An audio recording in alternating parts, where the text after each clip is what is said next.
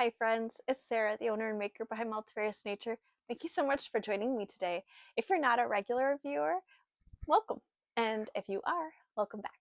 I'm glad you guys are here, and this is going to be a not usual podcast. This is just a really fun something I get periodically questions that come out. There are some uh, popular questions that people tend to ask, and I just figured I would kind of shed some light on a topic here. So, as you saw in the title, this is a what to make with indie dyed yarn video.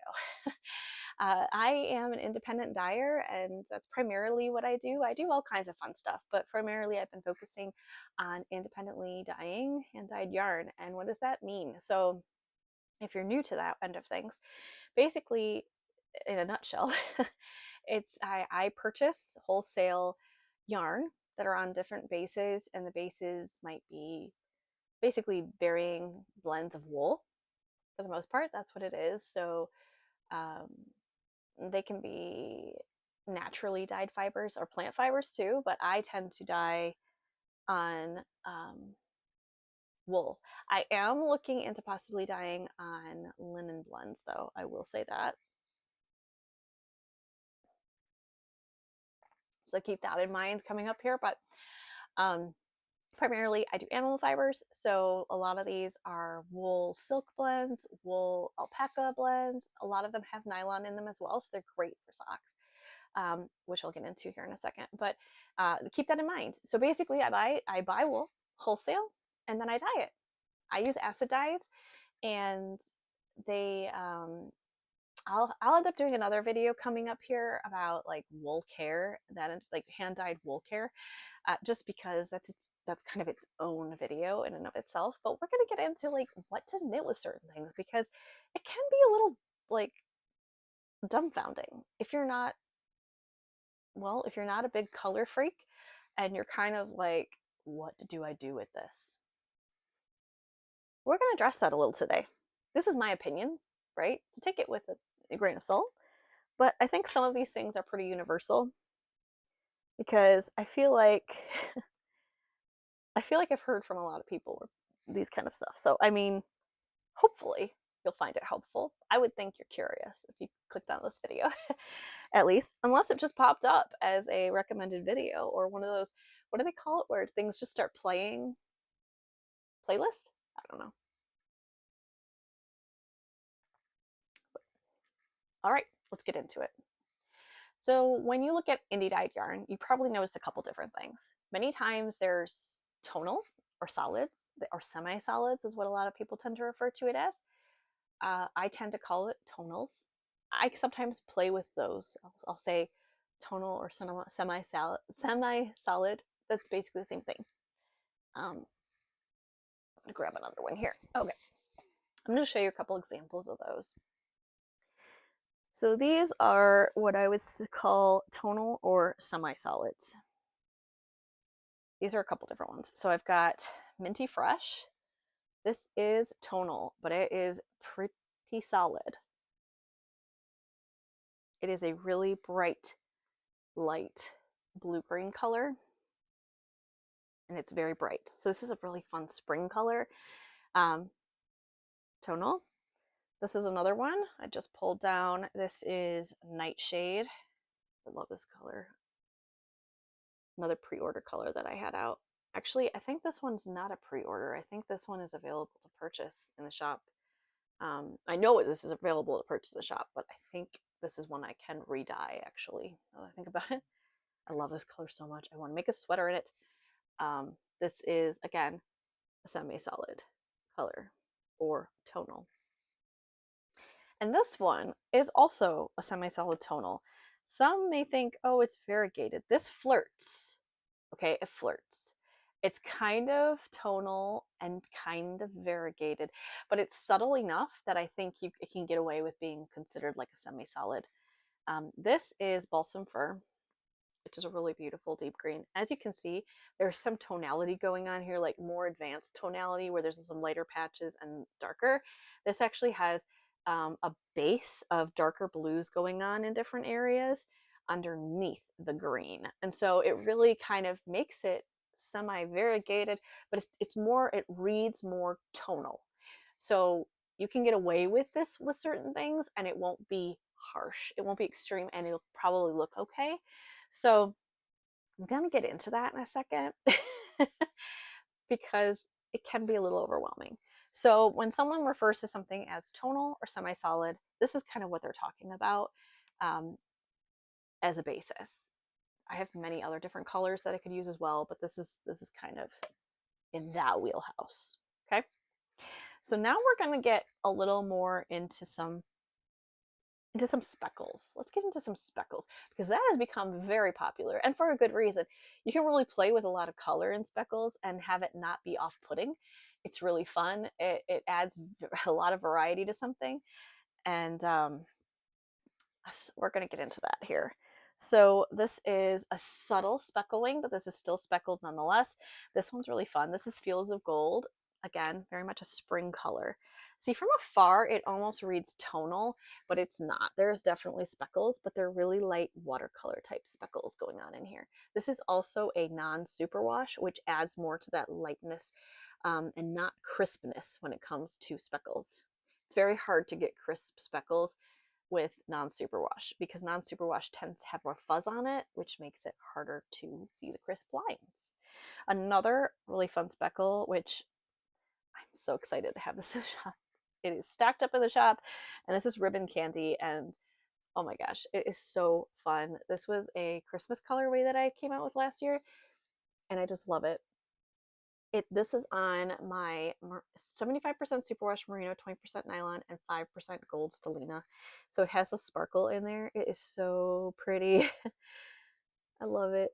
And this has much crisper speckles because this is a superwash. So they are very vibrant. They're, like I said, crisp. This is very speckled. This is also very speckled. I also did some like watercolor styles. So I'm going to show you two here that are kind of a styling that I like to do where I put some almost variegated kind of, how to explain this. There's some variety of color going on that are more like kind of solid, but that like it looks like it's watercolors is what it looks like. Watercolors technique that I do, and then there's speckling on it as well. It's really pretty and it adds a lot of variegation and texture to it. So you can do a lot of cool things with this.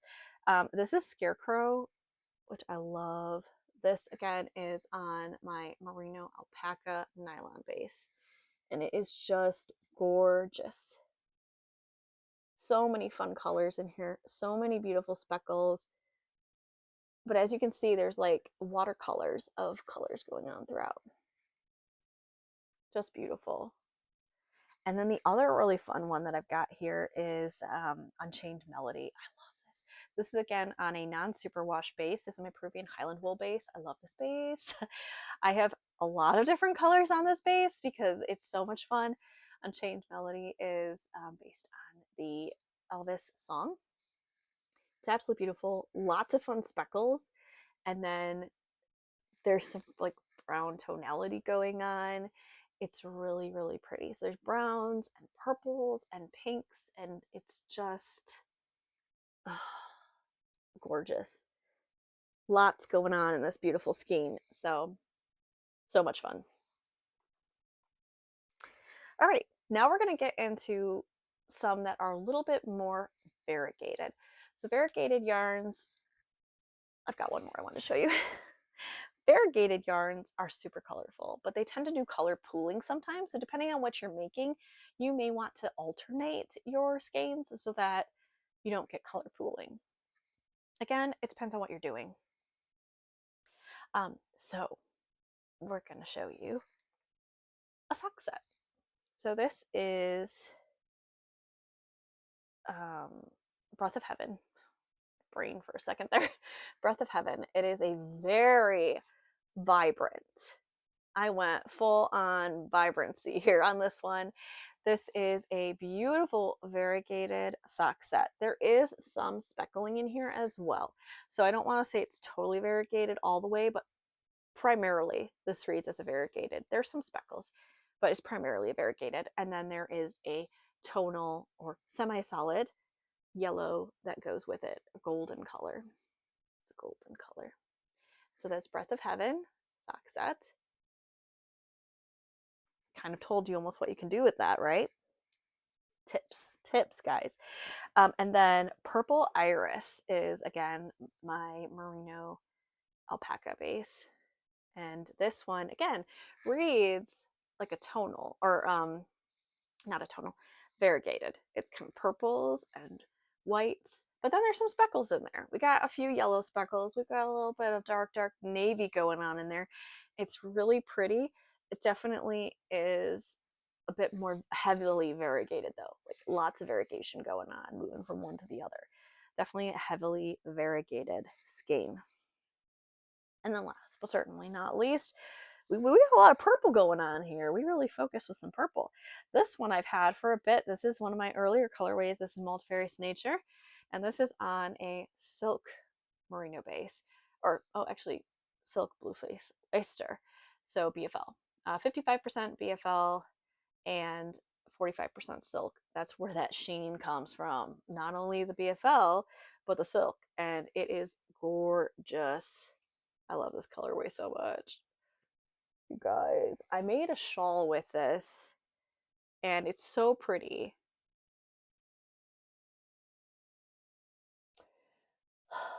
I kind of want to make something else with it.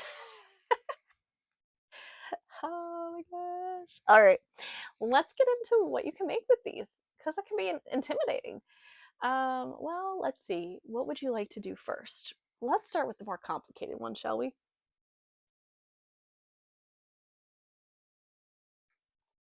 We're going to talk about speckles.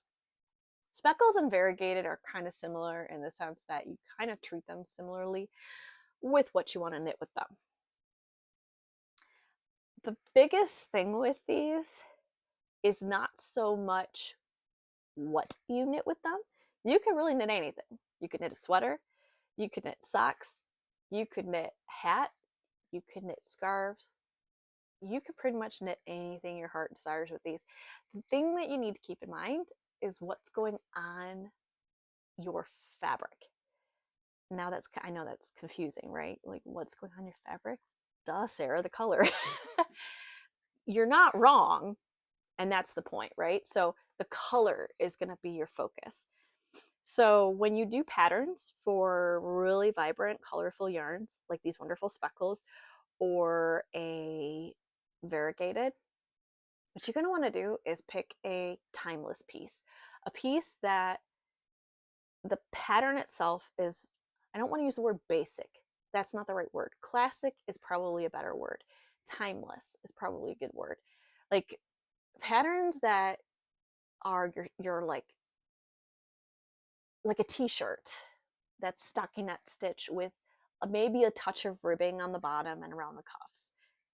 I would say, okay, this sweater is one of those pieces that kind of borderline, right? So if you're knitting this is the Birch pullover by Andrea Mowry of Andrea Renee Knits. I love this sweater. If you were going to knit this one and you wanted to knit it because you wanted that sweatshirt feel, brioche fluff, this is half fisherman's rib, and you wanted that fluff, that like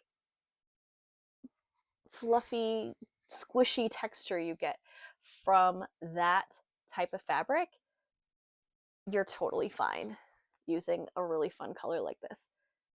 I wouldn't per se knit this in this, but you probably could get away with this one. If you're a yellow fan, I feel like this one would be really pretty as a sweater like this because the little flecks of color are so subtle, it would look really nice. And that's the thing, you still probably see the texture of the ribbing, but really you're going to focus on the color and the feel of the fabric. So primarily, you're going to want to do stockinette stitch where you've got your pearls on one side, your knit stitches on the other, because then all you see is the fabric that's created by this, and it's beautiful, and you can see the colors, and it just is wonderful. So if you're making a pair of socks, going with a classic Mach 1, Mod 0 vanilla sock is going to be your way to go. You're going to be able to really see the colors nicely, and it really is not only great for you, but it's as the dyer intended it to be viewed. You know, we're creating something that we hope to have visually like this. You know, when you knit it up, it's going to change, and that's the beauty of it, right? So it's artwork that we create that you can make your own artwork out of, and that's the beauty of it. And you can really do some cool stuff. And I really should have brought my one sweater in here. It's you'll have to look it up. It's the Coffee and Jewel sweater um, by what's her name? Leslie Ann Robinson. She's the queen of brioche. I made that one, and I did use some speckled colorways, and it looks really cool. The thing is you do lose some of, not all, but some of what the colorway looks like a little bit because there's so much going on. But that pattern is like, it's got a lot going on. It's beautiful. So it was quite the process.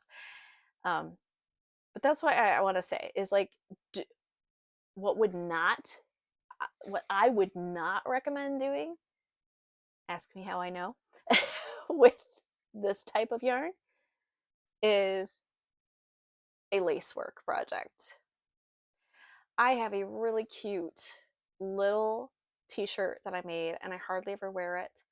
I've worn, well, I should say I've worn it a couple times, but I get kind of irritated when I wear it because the lacework that is in the collar area is not visible because it has so much color variegation going on that the t-shirt itself is cute. On its own, it is cute. But I'm irritated because I know I did lacework and nobody can see the lacework. I can't even see the lacework. So if you're just, you really want to do a lace pattern, like you really want to do it, you just really want to, and you really want to do it in, like, let's say this color, switch up our colors, let's do scarecrow, let's say, oh, I want to do it in scarecrow. What I challenge you to do is something that I don't always do, but this will save you so much heartache because you don't want to be irritated in the end. What I would recommend doing is do a swatch. I know swatches. Do a swatch, but not a typical, like, I mean, you can. If you're going to be doing like your basic sweater stockinette, you could do a stockinette swatch.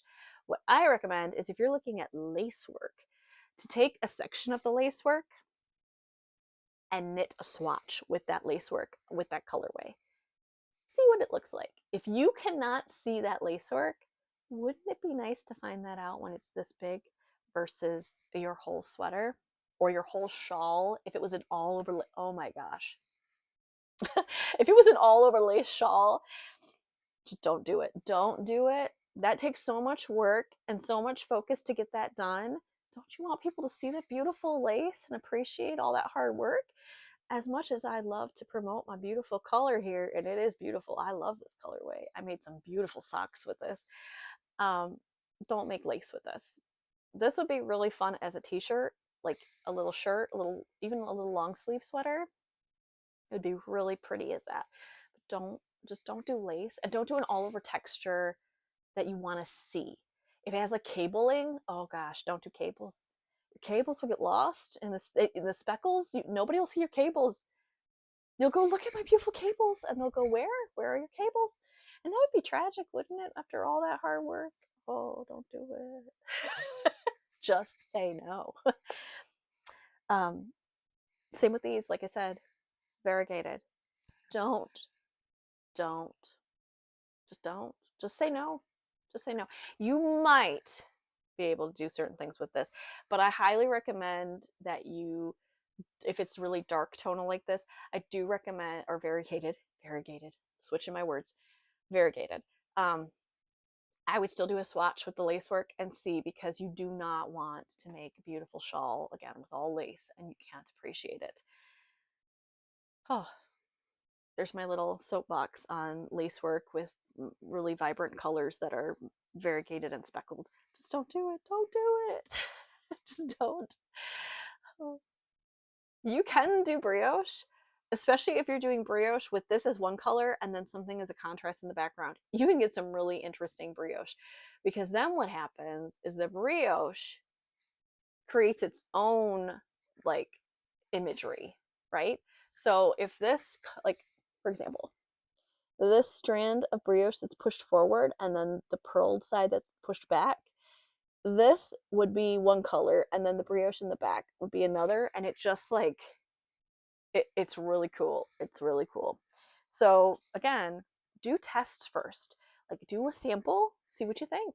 If you don't like the sample, no harm done. You spent a little bit of time on it, right? But like this as a brioche would pop like something crazy. Here, I just undid my little mini skein. Oh no. All right, here we go. We'll fix it. We'll fix it. Okay. There we go. Fixed. No harm, no foul. All right. Now, what would be really good for lace work and textured stitches are your semi-solids. Your semi-solids, your tonals are excellent, excellent for lace work, for cable knitting, for any texture stitches, like all kinds of brioche. If you do a solid color, just do it. Just do it. You will so be glad that you did. Um, I made a really beautiful sweater in my scarlet colorway, which is a deep red tonal. I don't have much of it left, just a couple. Scarlet, it's beautiful. And that one I made, huh, the sweater I want to make again for myself, but it, you know, I like cables, but this tested my cable conviction. It was Joji Locatelli's, oh my gosh, I think it's All the Lights. I'm pretty sure that's what it's called. It's All the Lights cardigan. It's beautiful. It's beautiful. It's got cables all over it. It's got textured stitches all over. It is beautiful. It took a long time. It took a long time. A long time. I knit on that bad boy. I cannot even remember how long it took me. It took me a long time though. That's all I remember. And I knew I messed up and then I had to go back. That was a project. But someday, I hope to make one for myself. And I'm not sure what color I would make it in, but I want to make it. I do. I really do. Someday. Yeah. Anyway, so that's what I would recommend. So if you're looking at a pattern and you're going, what on earth? I'm going to use Joji Locatelli's All the Lights cardigan.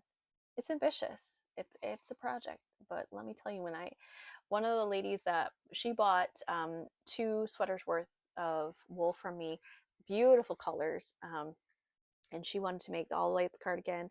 She made one, and it's gorgeous. I saw the photos. Oh my gosh, it's beautiful. And then she said she was making another one, and I was like, oh my goodness, woman, that's impressive. She made the one, and she was already making the other one, and I'm like, you have conviction. I mean, you got through the one and you're making it through the next one. And I mean, when I was done with the first one, I was done with that pattern. But then again, I messed up. Remember, like I had to go back. But anyway, these would be so good for that. Even this one. So, like I said, this is what I consider a heavily tonal, like more extreme. This would still be really pretty for that. I think it would make the everything pop. It would look really pretty. But you get into the stuff with all these speckles, and that's where you start to lose it. If you try to do your, and that's what I'm actually shocked, because if you look at her pattern, All the Lights pattern, see, this is like I said, everybody's opinion differs. I think her pattern is done in a speckled colorway. It is not as heavily speckled as this, like different colors, but it is speckled, if I remember correctly. It is speckled. And I did, when I saw that, I thought, huh, that's interesting. Why would you do speckled? So again, it's totally up to you. Biggest thing as a takeaway, I guess, from all of this, other than the fact that this is my opinion, right? This is my opinion. I highly recommend do a sample knit. Do a little sample test, like a little test um, of your like a swatch, and if it's like heavily cabled, do a section of cabling. If it is heavily texture stitched of any kind, do that. And if you like the way that looks and you envision it as a bigger piece and you're like, yes, that's what I want, that is what I'm going for, then go for it. Don't let someone like me say, hey, you can't do a speckled cabled sweater. If you love it, if you love the way that looks and that makes you feel good, own it, do it. This is just from my experience. I've been happiest with the results for myself when I don't take something like this and do a lace shawl or something, or a lace cardigan or sweater of any kind. Um, as far as like socks, same thing. So if you do socks and you have a lot of texture going on, you'll lose it. So I'm going to show you actually an example. Oh dear, bear with me, guys. Gotta find it. So actually, I've got some good examples. Look at this. All right. I'm winging it here, and this is all winged. Okay. So this is a pair of socks that I have not been working on this whole time. I just put them aside.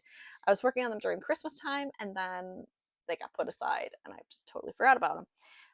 This is using another sock set that I have, which I love. This is my old Christmas tree sock set. I do love this. I love it a lot. It is a speckled colorway. Very much speckled. Very much speckled. They're kind of soft speckles though. However, I I did a risky thing, right? I made a pair of socks with all kinds of fun texture going on, and I used a pretty heavily speckled colorway. And I'm going to show you what this looks like, and you tell me if you like it. I like it in the sense that I like the sock. I like the way these socks fit. So for me, the texture is not the thing that draws me to them. However, if the texture is the thing that draws you to these, then you're going to lose it. So you can see there's a little texture, right? Like, yeah, I mean, you can see there's something going on there. However, this is a beautiful pattern. It is, bear with me here, the Mael Classic Sock by Fox and Fig. I think that's the name of it. Yeah, Fox and Fig. I'm going to show you a picture of it on a slightly less dramatic speckle. Let's see if you can see that. There you go. See that beautiful honeycomb? See how you can actually see the honeycomb? You kind of can't. I mean, if we're really honest, you kind of can't. I love the fit of these socks. I love the color. I love everything about it. There's some texture going on, but you just can't really appreciate it. There's a little twisted cables going down the side. There's some really nice little stitches on here, but you really can't appreciate the stitch. I just loved the fit of these socks so much that I didn't care that this texture was going to be a little wonky. So that says something, right? So I willingly know that these beautiful slip stitches and stuff are kind of lost in this pattern because of the super fun speckled color. I wanted to embrace the colorway. I wanted that to be the star of the show, not the sock. But I did want the fit of the sock. So clearly I got distracted enough that I haven't finished it yet, but I do really like this colorway and I really like the fit of these socks. So I will eventually finish those. But that's a perfect example of if you really wanted that perfect marriage of you wanted to see the texture of those stitches, that colorway, like that heavily speckled, would not be good for that pattern. I would go more for something like this. If you wanted to see the texture, I would go more for that. And then this one is a subtle speckled colorway with a very subtle pattern. So this is the Andrew Mowry's DRK Everyday Socks. Again, another really comfy fitting sock that looks ridiculous because it's so small and compact when you knit it because of all the ribbing, but it hugs you like a glove and it's fabulous. But as you can see, it's a very simple stitch, you know, a very simple ribbing, and you can really see the colorway a lot. That's the point. Like, this is technically a simple texture pattern, and this would be really good for speckles and everything. It has a very simple ribbing type thing going on, and a fleegle heel that just blends. So really, the design is the fit so that you can really appreciate your colorway. So doing this for this color, for the sock, or doing this one, which I think would be so much fun. Oh, Jane Melody. I just have to finish the other sock of this. But yeah, socks are great. The downside to socks is that unless you're wearing shoes that you can see your socks, you really don't see your socks unless you're walking around your house. And then, you know, there's that. Well, I hope that video was helpful. I hope you guys enjoyed it. I hope it gave you some ideas. Like, if you've been dumbfounded with some of the really beautiful, colorful yarn that you have, and you're like, I don't know what to make with this, give it a shot. If you want something fun and you only have one skein, I would say a small shawl would be really fun to make. Of course, a pair of socks. You can definitely get a pair of socks out of a 100-gram skein of yarn. That is for sure.